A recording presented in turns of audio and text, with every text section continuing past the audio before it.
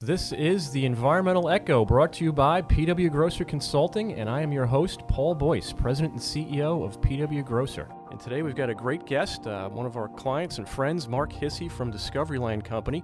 Mark's been with Discoveryland for, several years now. And he's originally from Wales in the United Kingdom. Discoveryland is a development company based out of Scottsdale, Arizona. And they are doing some work here on Long Island, and we're involved with those projects with him. Mark actually came to the United States back in 1980 to study at Harvard University. Little school like that. That's a nice place. I've been there a few times. But he's been involved with a bunch of variety of different types of real estate types of positions here on Long Island and in the United States. But most of all, Mark is a big fan of golf. I'd like to say I am too. I do enjoy the game. But if you could call it a game, when I'm playing, it's more like a shooting match, all right, with a crooked rifle. But it is a fun sport. It's a good time. There's a lot of courses here on Long Island. I've looked it up. There's I forgot exactly how many different courses there are in between Nassau and Suffolk County, but there are literally dozens, if not pushing hundreds. That's correct. And there are both public and private, and all over the place, real interesting stuff. But he's been involved with a couple of really unique courses. One that comes to particular to mind is Sabonic Golf Club out in Southampton, which is a really terrific course and was a great project to be a part of with Mark. And recently they had held the U.S. Women's Open out there in 2013, which Mark was the director of that, which, interesting enough, was won by Inbee Park, if I remember correctly. And, that is correct. Quite an event. But today we're going to focus on some of the environmental issues that golf courses face as they develop and operate and maintain these things. Maybe a little bit about the public perception on these courses. How they fit and work with the environment here, particularly on Long Island, and maybe in some other parts of the country. But it's certainly Long Island is a unique environment. And Mark, that's what I'd like to start with. Is you've been involved with projects throughout the United States and around the world, if I'm not mistaken. Correct. But as I just mentioned, Long Island is a very unique region. What makes it so unique here to do a project on Long Island? I think it's the combination of there just being a very heavy population density out here, and also abundant water resources. We've got a tremendous population on a relatively small place, and so if we don't pay really strict attention to what's going on, the water resources are going to get destroyed.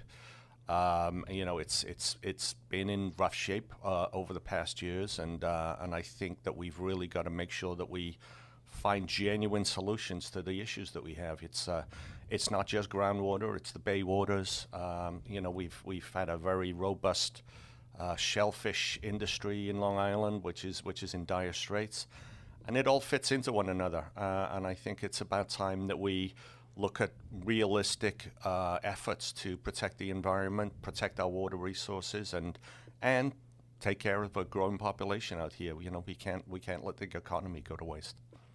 Now, you touched on a lot of good points there that are germane to what the Environmental Echo is all about. The environment, you mentioned not only the groundwater, but the surface water. And one of the biggest issues we're facing on Long Island with our water supply and our surface water bodies is nitrogen, And that is a key component of fertilizer. And we know golf courses have a lot of turf, a lot of grasses that do need to be fertilized and maintained. Can you just share with us a little bit maybe what golf courses are trying to do to manage some of the, say, nitrogen issues? So I'll address that by saying, first of all, I got to give some credit to Dr. Chris Gobler.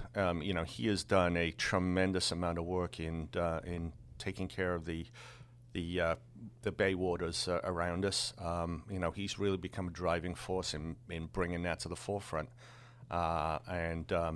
He's a smart guy, and he presents himself well, and I think he's a real game changer in Long Island. And Chris has become a friend of mine over the last 5 or 10 years since I've gotten to know him. But I'd go back further to, for instance, when we built Sabonic. There was a golf course that was built out in Bridgehampton called The Bridge. And when that went through a very rigorous protocol for making sure they protected the environment properly, but it was really focused mostly on water testing, accompanied by an integrated turf health management plan, which they devised along with the town of Southampton and with Cornell University. And they came up with this really aggressive plan to make sure that they protected the groundwater. But it was just focused solely on testing. They came up with a list of pesticides which had very low velocity and very low toxicity. And they also really micromanaged how much nitrogen they put down in order to make the golf course look right. I think in days gone by, 60s, 70s, into the 80s, things were just done willy-nilly, to be honest with you. There was that sort of trap that they fell into with Augusta National where everything looked really emerald green and everybody wanted the golf course to look like that. Yep. And even that was a little bit fictitious, because I've been to Augusta a number of times, and when you actually get on the ground there, it's not absolutely perfect, and that's the way golf is supposed to be. That's the way the environment is supposed to be. But I'm digressing a little bit here. So just going back to what we did at Sebonack, when we were looking to get permitting there, we took things one step further. We decided to embrace the integrated turf health management plan, which had worked very well at the bridge. But we went one step further in that we said, okay, we're going to give a security blanket for the golf course. Most of the product that we use on a golf course is on greens. They're under tremendous amount of pressure through mowing really tightly, rolling them. And so it requires you to put a lot more product on them. So what we did up there was we lined the greens. And so that was a really innovative effort on our part. It had been done twice before, up at the Vineyard Club in Martha's Vineyard and at the Preserve in Northern California. And but we decided to take it a step further than that even, and we created a closed-loop system with it where the greens had their own irrigation and drainage systems. And we've been Sebonack has been undergoing these, this scrutiny now for the last 16 years. And the water quality results have been nothing short of spectacular. So the fact that golf courses, I feel, get unfairly maligned by some of the environmental community is completely contradicted by hard evidence that's available out there. That's terrific. I love the lining concept. Can you just tell us a little bit about how that works? What kind of liner is under the greens, and how you collect, let's say, the excess runoff and I don't want to call it leachate like a landfill, but the excess maybe fertilizer or nitrogen that then gets past the turf and onto the liner. So it's we created them with a 40 mil high density polyethylene liner. We found that PVC had a chance to deteriorate, so we decided to go with something a bit more robust. Mm-hmm. Once we knew what kind of greens we wanted, design, we custom made these liners. They were made at a company out in Colorado. They were shipped into New York, and then they were welded in place. And then an important factor on this was we had USGA green specifications for the green up above it. So that is drainage tile, gravel, sand, greens mix, and then finally hydroseed on the top. And that gives you a really solid base for growing healthy turf. And if you've got healthy turf, you can minimize the amount of product that you use on them. So as far as the leachate is concerned, we were speculating as to whether we could do things just right, where there'd be very little of that. And if you control how much you irrigate the place, then you can do that. And at times, it's been very difficult to get any leachate off it to test. Oh, wow. So, if you pay attention, you can really manage these things tremendously well. And I think gradually the golf course community, sure, I'll bet there's still bad actors out there, but in general, it's undergone a tremendous transformation in how they do business. These guys are scientists. They're not, they're not ex-potato farmers. They know what they're doing, and they produce a great product, and it's environmentally safe.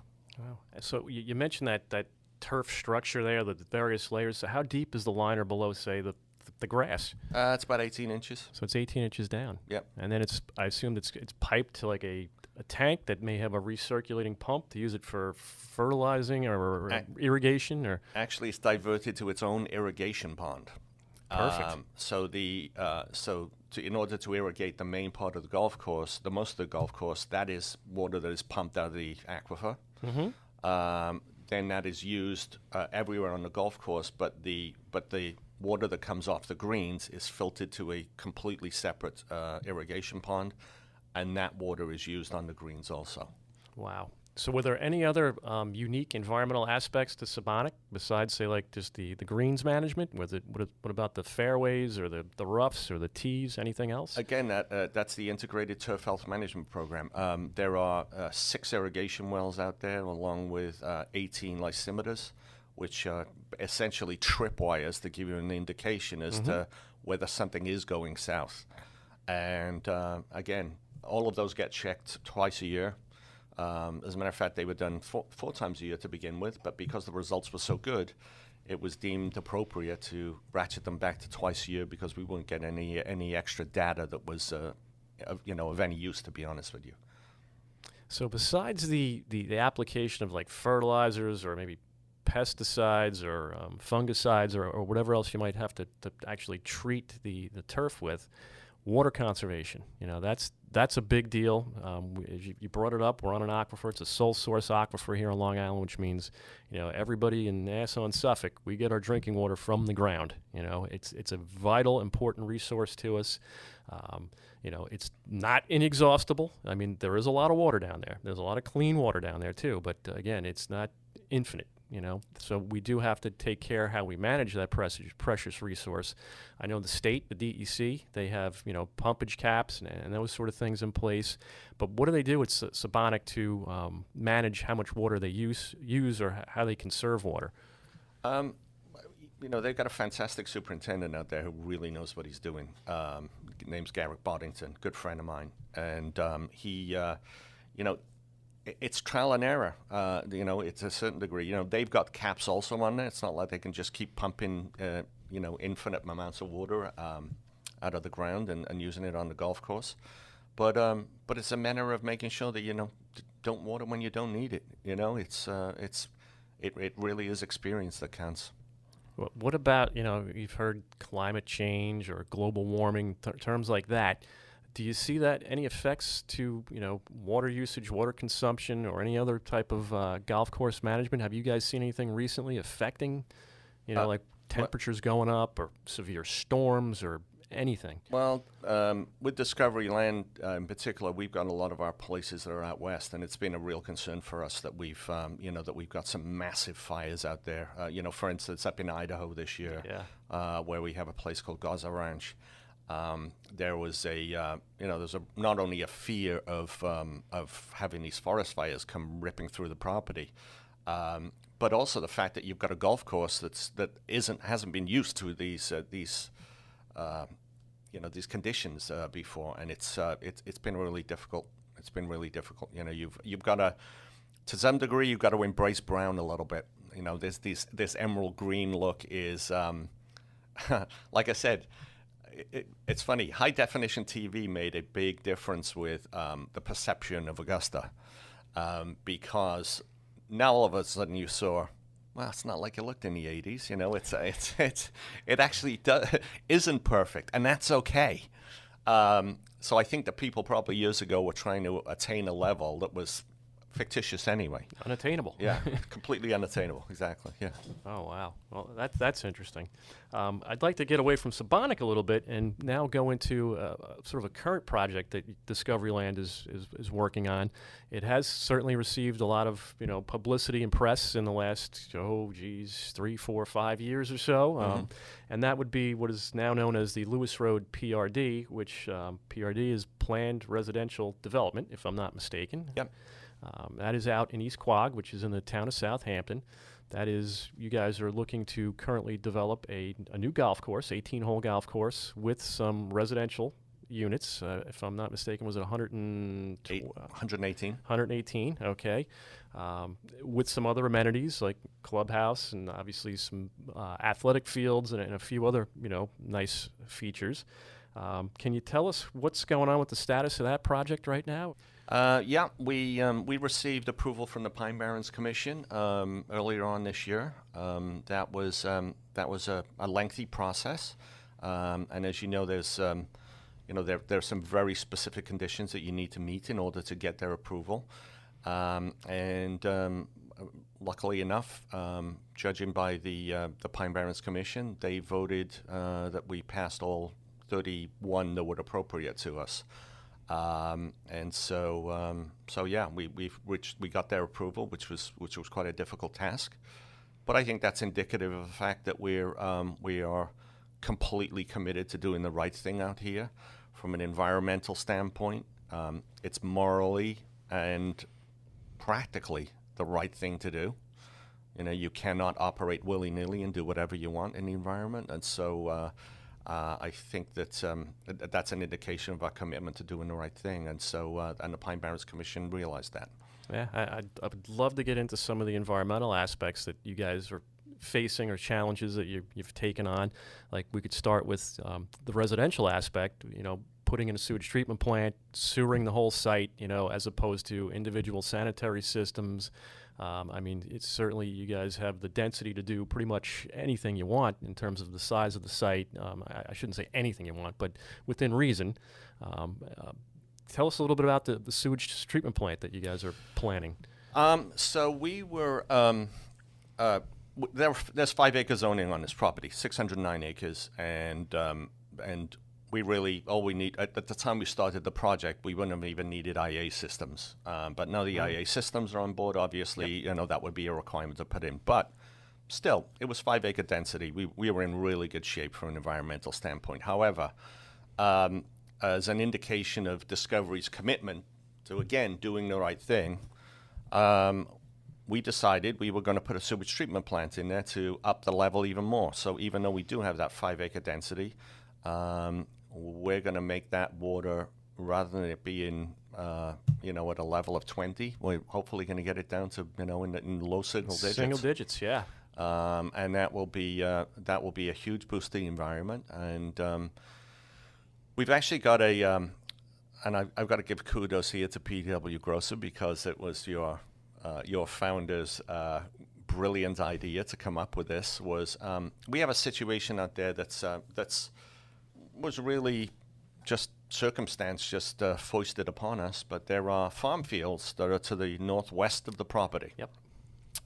And Paul Grosser from your place thought up the idea that if we could put intercept wells to intercept the plume of water which is going to be coming off those farm fields forever, we could use that nitrogen-laden water on the golf course, and that would eat up more of the nitrogen and prevent it from going into the bay.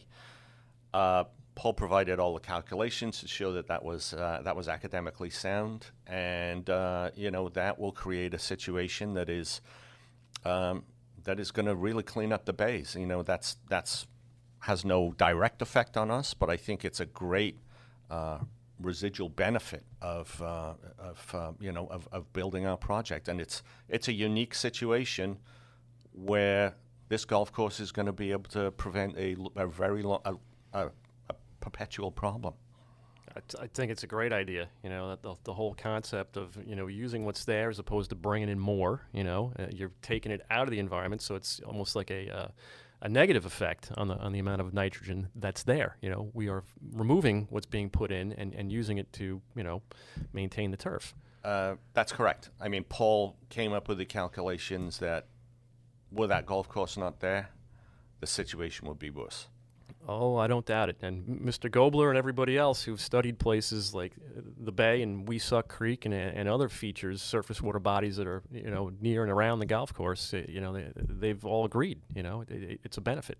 Absolutely. So that's tremendous. And it's been great to be a part of that project with you guys. Anything else out there that's the in terms of Lewis Road PRD? What you guys are looking forward to doing, maybe with the community?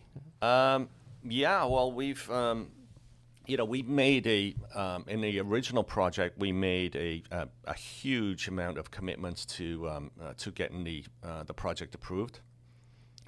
They're pretty well documented in the press. Unfortunately, the first time around, for whatever reason, the science wasn't paid attention to, and our original approval was not received. And as a result, there were a lot of benefits that were lost. And I think that's kind of a sad state of affairs. I wish that we would. I really dislike the way the politics overlaps with science. Ultimately, science has got to win, and people don't create their own science. And this is very much a situation as to where a really good project could have been approved first time around, and politics got in the way. Oh man, I could really digress and jump right into current events with what you said, and I couldn't agree with you more. Politics versus science, and sometimes they don't align, and it's a difficult situation. Yeah. In the past, we've mentioned a little bit of this. Golf courses have been specifically targeted by opponents as being polluters, of the region's groundwater. But you've already made this as your case. But what kind of experience have you had with saying no, that's not the case, and what have you used to back up? Put your money where your mouth is to tell these guys we're not having that effect. I take a look at the results that have happened out in the town of Southampton alone. There are 2 golf courses now that have been extensively analyzed over the last 20 years. Their water quality results have been nothing short of spectacular. And it's living proof right there. There's 2 lab tests that are going on in perpetuity that is proving that a golf course being managed the right way can do wonderful things. And look, I won't make any bones about it. I do love the game. Like you, I think you indicated that I'm not a great golfer, but I love the game, Yep. and I love being out there in the open. And I think that when you have pioneering golf courses like Golf at the Bridge and Sebonack Golf Club, and now what we're doing here, I think that's the proof is in the pudding. The gentleman who founded Sebonack is a man who's near and dear to my heart, who I worked for 30 years in this very building, as it turns out, ironically. But Michael Pascucci made a very firm commitment to be doing the right thing. And, hey, we held a women's open, and everybody loved it. And so you can have excellence, and you can protect the environment. That's proof. I love it. But what's being done to help educate the public to understand that the perception they have is maybe not reality? It isn't as bad as they think or seem to claim. It would be nice if the golf authorities reached out a little bit more, to be honest with you. National Golf Foundation, maybe the USGA to some degree. I think that they could up their efforts to engage with the environmental communities to show what golf is really all about. Unfortunately, I'd say an awful lot of the environmental groups use golf as a convenient scapegoat, rather than zero in on scientifically who are the real culprits for the dire situations that we have around here. I know we have to grow food, but we have to grow food responsibly so it doesn't affect people's drinking water and the shellfish industry and recreation out in the bays. It's a symbiotic relationship that needs to be had, and I think that it's incumbent upon the golf community to reach out a bit more, but I think it's also incumbent upon the politicians and environmental groups to sit down and genuinely want to address real issues in an open manner rather than having presupposed ideas that are factually incorrect. Interesting. Let me ask you a question. A little off what we just talked about, but my grandmother was born in 1900, died in like 1998, 99, almost 100 years old. And before she died, I asked her, what was, over your life, what was the biggest change, biggest improvement you've seen with, anything? And she went on to say, it was medicine. From 1900 to 1999, how it improved with, being able to look inside the body without having to cut it open, and treating people and healthcare and all that stuff.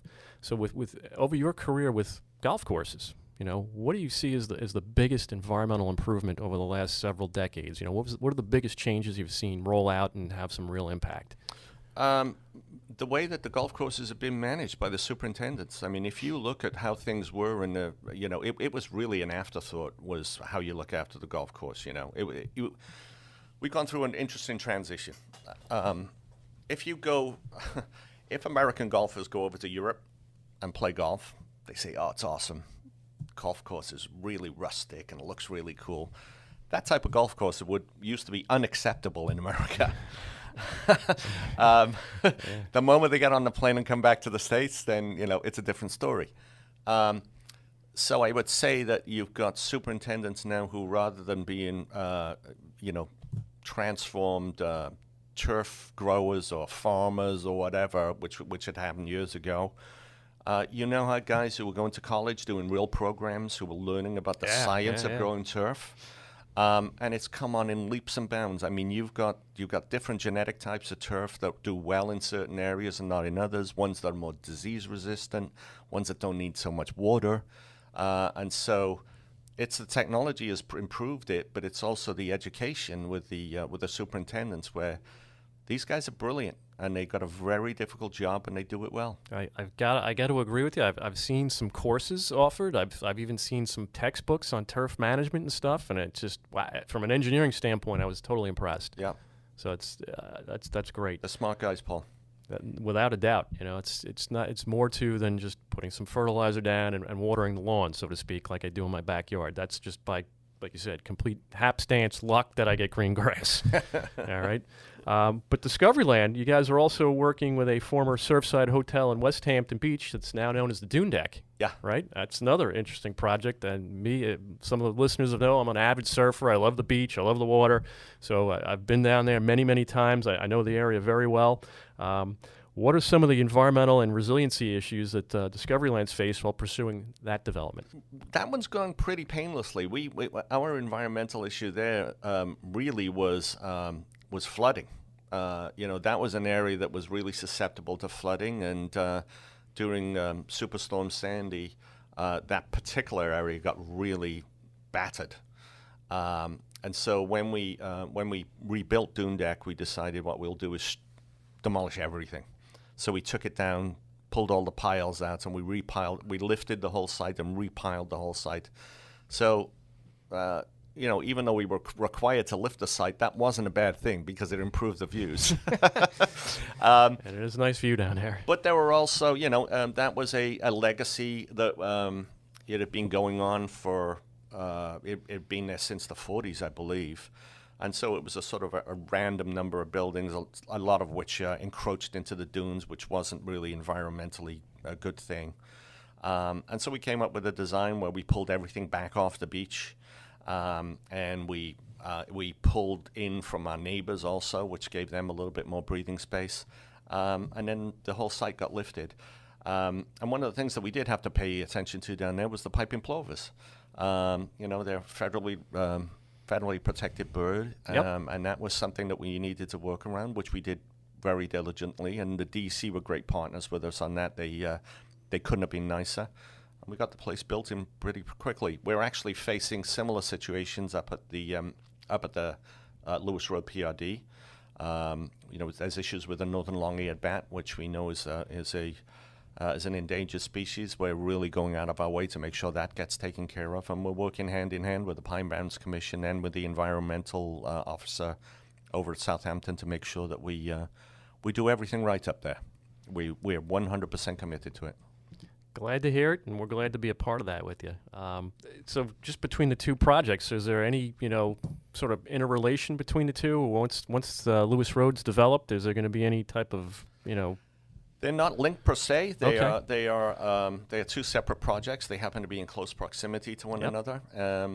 I would guess that an awful lot of people will end up joining both. Okay. But so far, things have been going great down at Dune Deck. It's been going great guns, and people seem to love it down there, and food's great.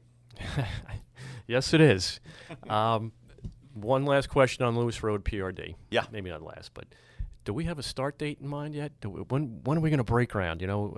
As the engineers here, we're excited to build something, to work on it with you. I mean, I know there's still a lot of stuff to work out yet, but I can't wait to start writing those checks for you, believe me. No, it's. I'm cautiously optimistic that we're going to get an okay in the first quarter of next year, be able to start work. We just need to get a couple decisions made. Got to hear on a couple of things before we got to file a final plat with the Town of Southampton Planning Department. But that should happen this fall. I'm anticipating that everything's going to go really well with that, and hopefully we'll get the green light to start in the new year. Oh gosh, it's been a long time coming. We're really looking forward to it for you guys. I can't wait. Me neither can we. So then, just to wrap things up, Mark, we're don't want to take up your entire day here, and we appreciate your time. But I know you guys have, you've worked on numerous golf courses. You're working on one on Long Island right now in a climate where a lot of golf courses are, they're going out of business. A couple of them closed down. They're redeveloping. They're putting up whatever apartments, condos where some used to be. I could think of one right in proximity to our own office in Bohemia. What are the keys to maintaining a successful golf course in the current economic and social climates? Well, I liken it to this. There are, just like the restaurant business, you got a number of different cuisines you can go to. You can go to Indian, you can go to Italian, you can go to Chinese, whatever. Golf course isn't one big business. There are a number of different segments in it. You've got low-end private, you've got high-end private, you've got low-end public, you've got high-end public, you've got resort golf, which is what we are, or rather residential golf, excuse me. Then you've got resort golf also. There's a number of different sectors there, and each one needs to be managed differently. With a lot of private clubs, some of them just overspent, didn't run things well, and just didn't survive. Ironically, one of the biggest shots in the arms for the golf business in the last 4 decades has been COVID. It is the no pun intended there with the shot in the arm. Huh? Oh God, you got me. No, it was. It's been tremendous. It was one of the first activities that was said. Well, that one's probably quite safe, and that's the way it has turned out. So I mean, the amount of golf being played last year has been tremendous compared to every other year. Went absolutely through the ceiling everywhere. Here, Europe, around the world. So yeah, it was a big difference, and it was great for the golf industry in general because we were starting to fall on hard times, no question about it. We overbuilt. There's no question about that either. That went. There were just too many courses that were built, in the 70s and 80s, but now it's sort of turned full circle and it seems to be thriving again. I mean, anytime I go down to a course, there's always people waiting to get on, waiting for a tee time, or it's just there. To me, it seems like there's a demand, Yep. But it was weird to see a few of them, close their doors and become something else after years in business. Yeah. Generally, they were private clubs. Yep. They were. Yep. So, Mark, as I said, we'd like to wrap this up. Do you have any last thoughts or ideas you want to share, or anything we didn't cover today? For me, it's just I found the whole water issue, and I've learned an awful lot from you guys over the years. It was something that wasn't on my radar at all 20 years ago, but now I'm very conscious of it. And the one thing that I would just love to stress is I hate the fact that science gets trodden over by politics, and ultimately, I think it's incumbent upon the politicians who are in a position to do something about it, is to really do the right thing and listen to the scientists and see, not come up with their own ideas for political expediency or whatever. I think it's really important to do the right thing for the people in general, and that's to protect the water. Well said, Mark. And that's, germane to PW Grosser, or Yep. PWGC. We started out as a water resources company. We're a lot more than that these days, but that is one of our core focuses, and we'll stand by you on that 100%. So I do want to thank you today for your time and having you as a guest. Again, this is Mark Hissey, a Senior Vice President with Discoveryland Company based out of Scottsdale, Arizona. And again, I'm Paul Boyce, the host, President and CEO of PWGC. If you guys have any questions or comments or issues you'd like us to further address regarding this topic, please reach out to us at our website, pwgrocer.com/podcast, and we'd be happy to get in touch with you. Thank you for listening to the Environmental Echo today, and we look forward to seeing you guys soon in the future. Thank you, Paul. Thank you, Mark.